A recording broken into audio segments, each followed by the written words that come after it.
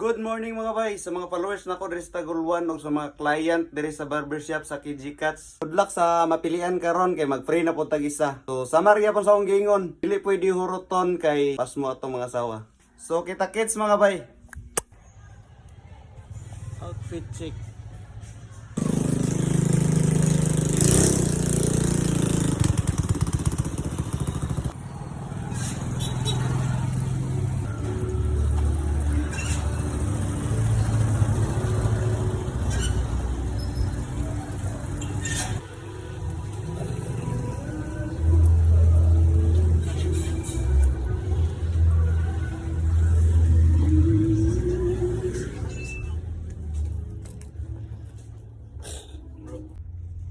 Nanakas barbershop karon bay, magpaabot na lang ta nga maabot kang customer kay ato silang pilian.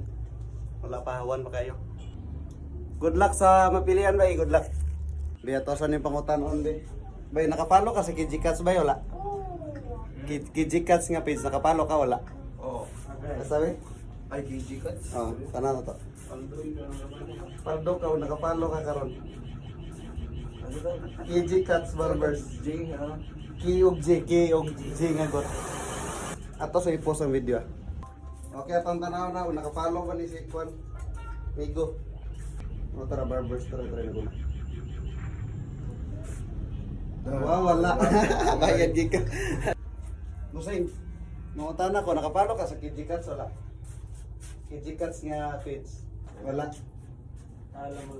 Tanaw lang daw, bas hindi. Kuha ka na guna. Eh wala, sayang. Sige lang.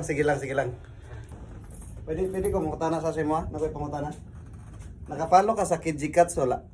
Wala. Wala kani wala ka kapalo ani taraw daw. Nakay cellphone dala wala. Wala po kalala. Wala ka kadala. Sige lang. So nanata sa shop karon bay gikanta na ni Udto. So gadinang buntag wala ta nakapili og kaning librehon kay wala sila nakapalo pero kani atong pag umangko naman ni nako siya bayo.